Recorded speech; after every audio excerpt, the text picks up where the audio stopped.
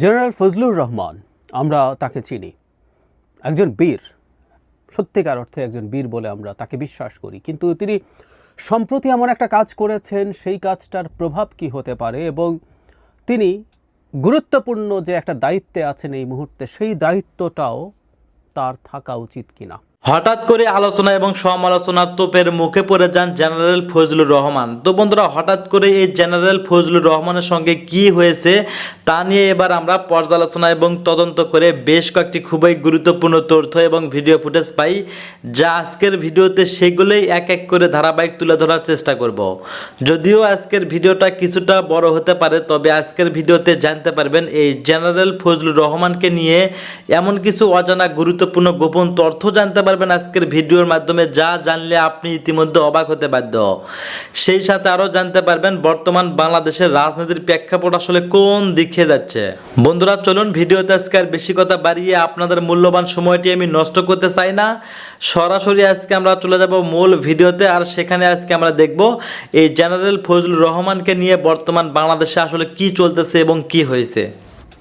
General Fazlur Rahman, আমরা তাকে চিনি, একজন বীর, সত্যিকার অর্থে একজন বীর বলে আমরা তাকে বিশ্বাস করি। কিন্তু তিনি সম্প্রতি এমন একটা কাজ করেছেন, সেই কাজটার প্রভাব কি হতে পারে এবং তিনি গুরুত্বপূর্ণ যে একটা দায়িত্বে আছেন এই মুহূর্তে, সেই দায়িত্বটাও তার থাকা উচিত কিনা, তাকে সেই দায়িত্বে রাখা উচিত কিনা, এই প্রশ্নটা তোলা দরকার। আমরা জনাব ফজলুর রহমান যা ফেসবুকে লিখেছেন সেটা নিয়ে গতকাল সারাদিন বেশ আলোচনা হয়েছে, এমনকি সরকারকেও রেসপন্ড করতে হয়েছে। সরকারকে রেসপন্ড করতে হয়েছে কারণ তিনি সেই সরকারের মানুষ না হলেও সরকারের দেয়া একটা দায়িত্ব পালন করছেন, অতি গুরুত্বপূর্ণ দায়িত্ব, এবং সেই দায়িত্বের ক্ষেত্রেই বিরাট প্রশ্ন তৈরি হতে পারে তার এই ধরনের মন্তব্য। আমরা তার বক্তব্যটা একটু যদি পড়ি, তিনি ফেসবুকে লিখেছিলেন, ভারত পাকিস্তান আক্রমণ করলে বাংলাদেশের উচিত হবে উত্তর পূর্ব ভারতের 7 রাজ্য দখল করে নেওয়া। এ ব্যাপারে চীনের সাথে যৌথ সামরিক ব্যবস্থা নিয়ে আলোচনা শুরু করা প্রয়োজন বলে মনে করি। আমি আবারও পড়ছি, তিনি বলছেন, ভারত পাকিস্তান আক্রমণ করলে বাংলাদেশের উচিত হবে উত্তর পূর্ব ভারতের 7 রাজ্য দখল করে নেওয়া। এ ব্যাপারে চীনের সঙ্গে যৌথ সামরিক ব্যবস্থা নিয়ে আলোচনা শুরু করা প্রয়োজন বলে মনে করি। এখানে জনাব শফিকুল আলম, অন্তর্বর্তী সরকারের আমাদের প্রধান উপদেষ্টা প্রেস সচিব, বলছেন, বাংলাদেশ সকল সার্বভৌমত্ব স্বাধীনতাকে সম্মান করে এবং অন্যদের কাছ থেকেও তা প্রত্যাশা করে। বিডিআর কমিশনের প্রধান major general ALM Fazlur Rahman গতকাল তার সোশ্যাল মিডিয়া অ্যাকাউন্টে যে মন্তব্য করেছেন তা ব্যক্তিগত অভিমত। অন্তর্বর্তী সরকার কোনোভাবেই তার বক্তব্যের সাথে একমত পোষণ করে না। মেজর জেনারেল ফজলুর রহমানের ব্যক্তিগত মতামতকে সরকারের মতামত হিসেবে বিবেচনা না করার জন্য আমরা সকলের প্রতি আহ্বান জানাচ্ছি। জেনারেল ফজলুর রহমান সম্পর্কে আমরা জানি যে বীর বললাম কেন, যে আমাদের বাহিনীগুলো সবসময় সেই অর্থে চ্যালেঞ্জের মুখোমুখি হয় না, কিন্তু তিনি হয়েছিলেন, এবং তিনি যখন বিডিআর তখন ছিল সেটার প্রধান ছিলেন, সেই সময় তিনি খুবই গুরুত্বপূর্ণ দুটো ঘটনার সময় তিনি প্রধানের দায়িত্বে ছিলেন। তিনি পদুয়া, আমি ভুল না করলে, চেকপোস্ট দখল করেছিল এবং তার জেরে রৌমারীতে BSF যে আক্রমণ করতে এসেছিল সেখানে অত্যন্ত বিরচিতভাবে আমাদের বিডিআর সেটা প্রতিহত করেছে, এবং সেখানে ভারতীয় বাহিনীর হতাহত অনেক বেশি হয়েছিল আমাদের চাইতে। ভারতকে সেই সময় আমাদের জনগণ, কারণ ওই রৌমারীতে ওই ঘটনা ঘটেছিল, জনগণ বিজেপি তখন বিডিআর ছিল, বিডিআরের সাথে এক কাট্টা হয়ে দারুণ প্রতিরোধ করে তুলেছিল। সো এই বীরত্ব তার আছে, সেই হিস্ট্রি আছে, সেটাকে আমরা শ্রদ্ধা করি, এবং বলা হয় যে এই ঘটনার কারণে তিনি ভারতীয়দের অত্যন্ত কঠোর, বিশেষ করে শাসক গোষ্ঠীর অত্যন্ত কঠোর বিরাগভাজন মানুষ। কিন্তু একটা ব্যাপার খুব জরুরি, জনাব ফজলুর রহমান জাস্ট একজন প্রাইভেট সিটিজেন এই মুহূর্তে নন, উনি সরকারের অংশ নন, কিন্তু কিছুদিন আগে সরকার, কয়েক মাস হয়ে গেল, অনেকেরই নানান রকম পরামর্শ ছিল, শেষ পর্যন্ত বিডিআর হত্যাকাণ্ডের জন্য যে তদন্ত কমিটি গঠন করা হয়েছে তার প্রধান করা হয়েছে এই ফজলুর রহমানকে, মেজর জেনারেল ফজলুর রহমান। মানে আমরা প্রথম থেকে বিডিআর হত্যাকাণ্ড নিয়ে একটা কথা বলতাম, সেটা হচ্ছে হত্যাকাণ্ডের ট্রিগার অনেক ক্ষেত্রে আমাদের বিডিআর সদস্যরা টিপেছেন, হত্যা করেছেন, নানান রকম নির্যাতন করেছেন, এগুলো ঠিক আছে, কিন্তু শুধুমাত্র একটা সোকল ডাল ভাত কর্মসূচির মতো একটা অজুহাতে এই বিভৎস ঘটনা ঘটিয়ে দেওয়া যায়, যেখানে এতজন মিলিটারি অফিসার মারা গেছে। পৃথিবীর বিরাট বিরাট যুদ্ধের ইতিহাসেও এতজন অফিসার একসাথে মারা যাওয়ার হিস্ট্রি নেই। এটা শুধুমাত্র এই ডাল ভাত কর্মসূচি বা কিছু অন্য কোনো অসন্তোষের জন্য বিডিআরের জওয়ানরা এই ঘটনা ঘটিয়েছে, এটা অকল্পনীয়। এটা আমরা কেউ কখনো বিশ্বাস করিনি। ফলে দীর্ঘদিন থেকে এই আলাপ ছিল যে যারা হত্যাকাণ্ড করেছে, যারা বিদ্রোহ করেছে, তাদের বিচার হবে, কিন্তু ভবিষ্যতে জাতির নিরাপত্তার স্বার্থে একটা সিরিয়াস তদন্ত হওয়া দরকার, যেখানে আসলে আমাদের খুঁজে বের করতে হবে এর সাথে আর কে কে জড়িত আছে, কারা জড়িত আছে, কিভাবে জড়িত আছে, কোনো বহির্দেশের জড়িত থাকার স্কোপ আছে কিনা। এবং এই আলাপ আছে, এবং আমি এই আলাপটাকে সিরিয়াসলি তদন্ত করা প্রয়োজন বলেও মনে করি যে ভারত কোনো না কোনোভাবে এর সাথে জড়িত কিনা। ভারতের সেই রৌমারির ঘটনার পর থেকে আমাদের বিডিআরের উপরে ক্ষুব্ধতা ছিল। নট অনলি দ্যাট, শেখ হাসিনাকে দীর্ঘ সময় ক্ষমতায় রাখার জন্য, সেনাবাহিনীকে ভীষণ ভীতির মধ্যে ফেলার জন্য তাদের চেষ্টা থাকতেই পারে, লজিকলি থাকতে পারে। তাহলে সেই রকম একটা দেশের দিক থেকে, আবারও বলছি এগুলো তদন্ত সাপেক্ষ ব্যাপার, এগুলো হতেই পারে, কিন্তু কোনো বহিঃশক্তি এসে ভারত বা আর কেউ বাংলাদেশের এই পুরো ইন্টেলিজেন্সকে বাইপাস করে অথবা ইন্টেলিজেন্স ছিল সেটাকে গোপন করে এই ঘটনা ঘটিয়ে গেছে। আমরা যদি এই তদন্ত করে বের করতে না পারি আমাদের সেনাবাহিনী কী পরিমাণ ভালনারেবল সেটা আমরা আসলে বুঝতেই পারি, এবং সেটা থেকেই যাবে। সো এটার তদন্ত হওয়া দরকার ছিল, এবং জনাব ফজলুর রহমানের নেতৃত্বে একটা কমিটি তৈরি করা হয়েছিল। এখন যে বড় বিপদটা তৈরি হয়েছে, সরকার শুধু এটা ডিনাই করলে হবে বলে আমি মনে করি না, ফজলুর রহমান সাহেবকে পদে রাখা উচিত বলেও আমি মনে করি না। আমি আপনাদের অপিনিয়ন চাই, আমি আমার যুক্তিটা দেই, তারপর আপনারা আমার এই ভিডিওর মন্তব্যে অপিনিয়ন জানাবেন।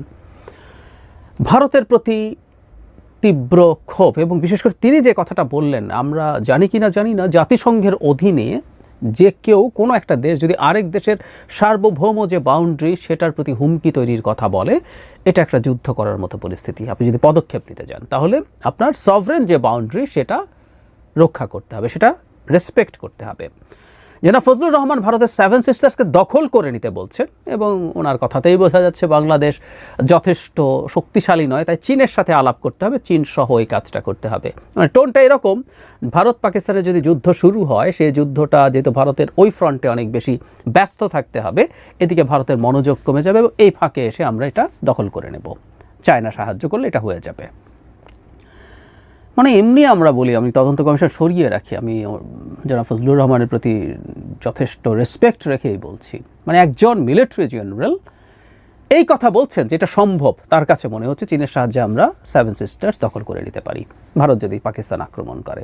মানে ভারত পাকিস্তান আক্রমণ করবে এবং ভারত এই জায়গাগুলো সব অরক্ষিত রেখে চলে যাবে, ভারত চায়নার সাথে সব কিছু অরক্ষিত রেখে চলে যাবে, এবং আমরা সুরসুর করে দখল করে নিতে পারবো। এটা লিস্ট মিলিটারি নলেজ থাকলেও না কেউ আসলে এভাবে ভাবে না। উনি ভেবেছেন। তার চাইতে জরুরি কথা যেটা বলছিলাম, বিডিআর হত্যাকাণ্ডের সাথে যেহেতু ভারত একটা খুবই প্রাইম সাসপেক্ট কান্ট্রির মধ্যে একটা, ভারতের প্রতি অনেকের অঙ্গুলি নির্দেশ করা হয়, এবং আমি আবারও বলছি সাধারণ যুক্তিতে এটাকে যথেষ্ট লজিক্যাল বলে মনে হয়। ওই হত্যাকাণ্ডের সময় হিন্দিতে কথা বলছেন এরকম সাক্ষ্য দেন আমাদের নিহত সামরিক বাহিনী অফিসারদের স্বজনরা, কয়েকজনের টেস্টিমনি ইউটিউবে পাওয়া যায়। সুতরাং এটার খুবই সম্ভাবনা আছে। এখন সমস্যা হচ্ছে জেনুইন একটা তদন্ত, ভালো একটা তদন্তেও যদি বেরিয়ে আসে যে ভারত এর সাথে জড়িত আছে এই হত্যাকাণ্ডের সাথে, সেই ক্ষেত্রে জনাব ফজলুর রহমানের মতো একজন মানুষ যিনি ভারতের অখণ্ডতা ধ্বংস করে ফেলে ভারতের 7 সিস্টার দখল করে নিয়ে আসতে চান, তখন কি সেই রিপোর্টের আর ক্রেডিবিলিটি থাকবে? জাস্ট আমরা নিউট্রালি কথা বলি, কারণ যিনি তদন্ত কমিশনের প্রধান হবেন তিনি একজন অনুরাগ বিরাগের বশবর্তী না হয়ে কাজটা করবেন, এরকমভাবে আমরা ধরে নিতে চাই, এটাই হওয়ার কথা। তিনি তদন্ত করবেন, তিনি যদি প্রিকনসিভড আইডিয়া থাকে, বায়াস থাকে, কনফার্মেশন বায়াস যদি থাকে যে উনি মনেই করেছেন ইন্ডিয়া, তারপর তার সাথে কিছু কিছু জিনিস মিলিয়ে নিলেন। কিন্তু না, আমরা দেখতে চাই বা একটা জেনুইন তদন্ত, আমরা আসলে একটা জেনুইন তদন্ত চাই। সেই তদন্ত হতে হবে নিরপেক্ষভাবে, প্রত্যেকটা খুঁটিনাটি তথ্য নিয়ে তারপর ফাইনালি তারা একটা সিদ্ধান্ত নেবেন, এটা হওয়া উচিত। কিন্তু দেখা গেল এমন একজন মানুষ এখন এটাকে চেয়ার করছেন, যদি খুব ভালো তদন্তেও ভারত আসে, এটাকে খুব সহজেই প্রশ্নবিদ্ধ করার সুযোগ ভারত পাবে। বা এই প্রশ্ন কেউ যদি করে যে এইরকম ভারত বিদ্বেষী একজন মানুষ যিনি ভারতের ভারত বিদ্বেষী অনেক মানুষই এদেশে আছে, ভারতের প্রতি বিদ্বেষ ভারত নিজে তৈরি করেছে, কিন্তু যে ভারতে 7 সিস্টার্স দখল করে নিতে বলছে এখনও, সেই মানুষটা একটা তদন্ত কমিটি লিড করছেন। আমি ব্যক্তিগতভাবে মনে করি তাকে অচিরেই এই তদন্ত কমিশন থেকে সরানো উচিত, তাকে বুঝিয়ে, তাকে ব্যাপারটা, উনি একটা ডিজাস্টার করে ফেলেছেন।